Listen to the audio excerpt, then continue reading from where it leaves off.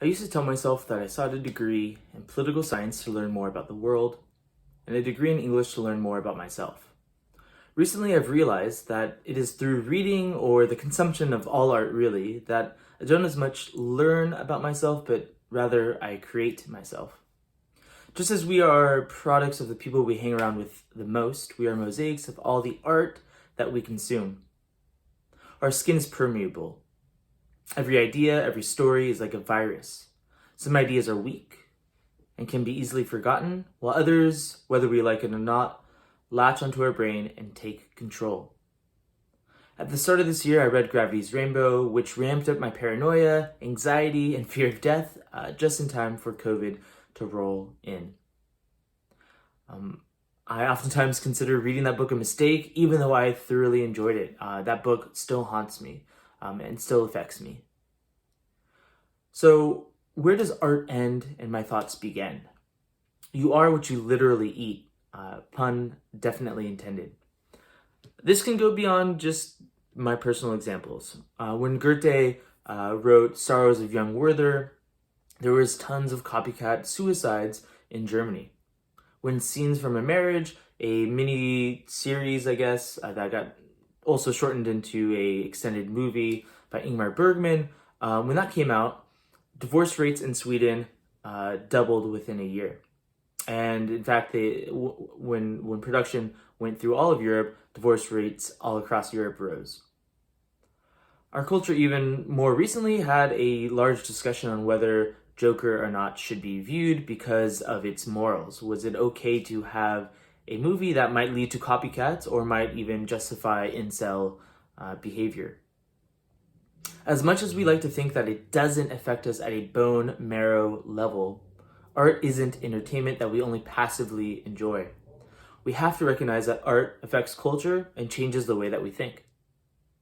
So what does it mean to consume art by terrible men?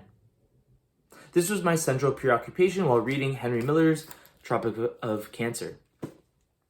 It's a creative autofiction piece about Henry Miller sleeping and schlepping around in Paris in the 1930s. He's this starving artist and he's sleeping around. It's a blend of the raw and the real with the surreal. And that, I think, makes it a most excellent read. Most people focus on Miller's sex scenes and graphic imagery, which I believe to be the more boring and cheap scenes of the book.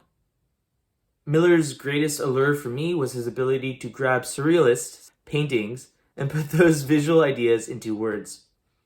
I also believe that the foundation that he built for creative autofiction as a genre is something that deserves more study, although I don't feel capable or motivated enough to do that myself. Tropic of Cancer usually enters most top 100 novels of all time lists, and I believe rightfully so. Even if I didn't particularly love the novel, I loved parts of it, but not the entire novel. However, I have to ask myself, if these lists were rewritten today, in a post-Me Too era, I wonder if these lists would feature a large removal of Henry Miller and other misogynist literature. Would the Henry Millers of the literature community start to disappear from these lists? So I ask again, what does it mean to consume art by terrible men? This is a central question in Emily Nussbaum's essay in her book, I Like to Watch. This is a collection of essays about TV and TV culture. It's excellent, arguing my way through the TV revolution. It came out in 2019. Emily Nussbaum writes for The New Yorker. I believe this Confessions of a Human Shield was released for the first time in this book. I'll try to find a link to it and post it below, but it's an excellent essay.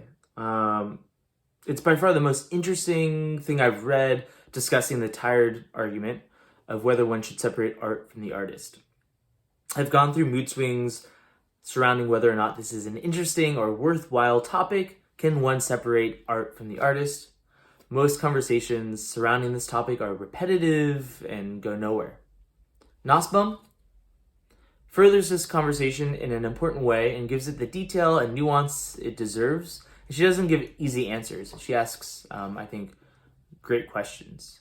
for us to reflect on. So I'm not going to recap her entire essay, but I highly, highly recommend reading it. Even if you were as tired as I was about this argument or conversation piece. So if the artist is a terrible human, should the art likewise be condemned? In the era of Me Too, is Miller an author we should still give attention to?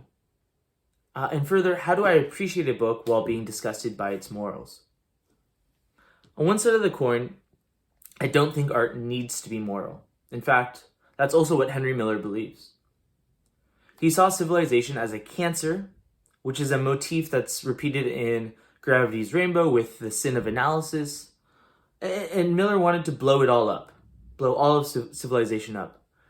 So Miller's language to me feels less fueled by hate and sexism maybe, and more fueled by freedom of expression, which in my interpretation makes him harder to label as a misogynist, even if he has some terrible passages about women. I can't fully remove the misogynist label from Miller, but I think it's harder to just black and white label him as a misogynist. Miller believed that art had dried up over the years because of the overwhelming morals of society. He did a lot, and we have to recognize his influence in bringing freedom of speech and testing the boundaries for what a book can actually do. He believed that an artist should be inhuman, that they should actually rally against the morals of civilization. In his book, he notes that he can feel the horns sprouting from his temples as he's writing. Perhaps my favorite section of the novel is when Miller romps around Paris with a quote-unquote disciple of Gandhi. For whatever reason, it's his job to show this disciple the whorehouses, the different and varying whorehouses of France. I found this entire section very entertaining and affecting, but this quote, I think, speaks to what Miller's trying to achieve and his viewpoint. On the meridian of time, there is no injustice. There's only poetry of motion, creating the illusion of truth and drama. The monstrous thing is not that men have created roses out of this dung heap, but that for some reason or other, they should want roses. End quote. Culture, laws, morals are all imagined, and stories are their protectors. Culture's laws and morals are the ways that we, as a society, build roses out of this dung heap. While some of these imagined orders are terribly unfair and unkind and need to be replaced, I don't believe in blowing up all orders. And yet, sometimes, that's how the Me Too movement feels. It feels like blowing up of past orders, and in 90% of the cases, maybe 99% of the cases, this has been cathartic and necessary, and it didn't come soon enough.